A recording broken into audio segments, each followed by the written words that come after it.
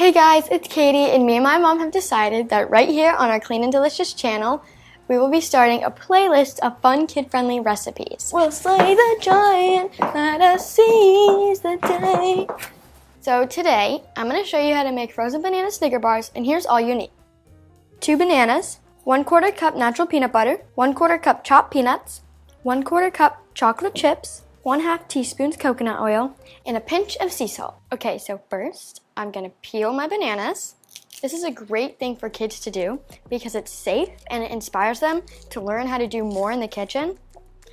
And it's kind of fun. So if you see any long strings, just like this one on your banana, you can just peel them right off. Just like that. Okay, so now that I've peeled my bananas, I'm going to cut them in half. And as you can notice, I tuck my fingers in and I'll hide my thumb underneath them, making a sort of like a fist. And this protects your fingers from the knife. And then I'm gonna take each slice and I'm gonna turn it to the side, bridge my fingers, put the tip of the knife down, and then go right through the banana in 2/4.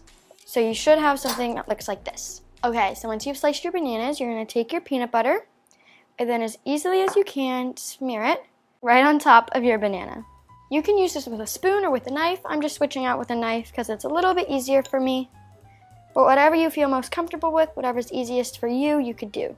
When I do this, I like to make sure that I mix my peanut butter very well because it makes it a lot easier to put on the banana. Just keep in mind that if you don't do peanut butter, you can do any other nut butter of your choice. And if you just don't do nuts in general, you can do sunflower seed butter. As I'm finishing each one up, I am laying them right down on a rim baking sheet that I have lined with parchment paper. So once all of your bananas are covered with peanut butter, you're going to chop up a few peanuts. So when I chop up my peanuts, I'm always sure to keep my fingers out of the way. And depending on your age, you might need an adult to help you with this. But as you can see, I'm holding the knife like so, not on the sharp part, for better grip. And then I'm just keeping my fingers right on top and keeping the tip in one place on the cutting board and just going back and forth. Okay, and remember that if you don't do peanuts or you don't like peanuts, you can do any other topping that you want. You could do raisins, coconut, goji berries, whatever floats your boat. So now that you have all of your peanuts chopped, I'm just going to take about half of your peanuts for the whole tray and sprinkle them right on top of the peanut butter on your bananas, and you'll see that it sticks right to the peanut butter. Peanuts add a great texture to the treat that makes them a lot more enjoyable and crunchy. So now it's time for the fun part, making the chocolate drizzle. So you're going to take your chocolate chips in a microwave-safe bowl and pop them right into the microwave for 10 to 20 seconds. So you'll see that the chips have melted down and softened once I take them out of the microwave. And when you take them out of the microwave, you may need an adult's help because it can be hot. So I'm going to mix these all together now that they are softened, just like that, and it should mix together pretty quickly and pretty nicely, just like so. And then I'm going to take a teaspoon and a half of coconut oil and put it right in there. And then again, you're going to mix this together. So you're going to see that the coconut oil will loosen it up, and this is what creates the chocolate drizzle. It looks so good. So once it is turned into a chocolate drizzle, you're going to take it on a spoon and go right over the bananas and drizzle it side to side and really get a lot of chocolate on there.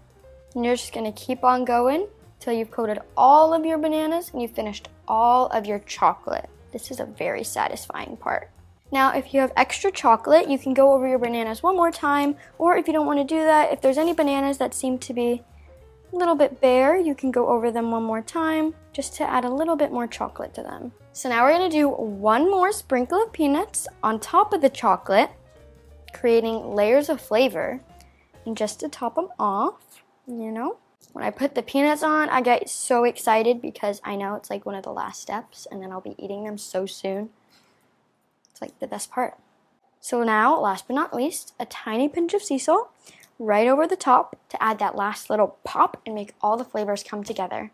Okay, so now is the hardest part. You have to put them in the freezer for 2 hours so they can set before you can eat them. But I promise you, it's all worth the wait.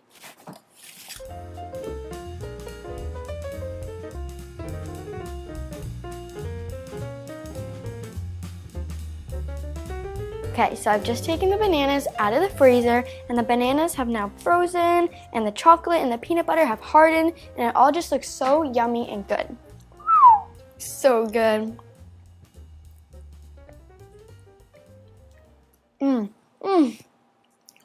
Wow. Wow. That is really good. It tastes exactly like super close to a Snickers bar. And the texture of the peanuts and the peanut butter and then the chocolate drizzle all together is just so good. Now what I like to do is transfer them to an airtight container where we'll store them in the freezer for the week.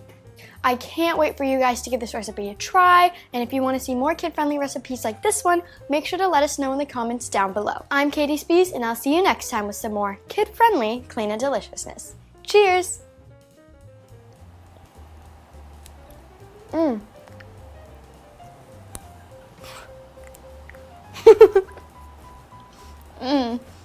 It's too big. Wait, 1 second, sorry.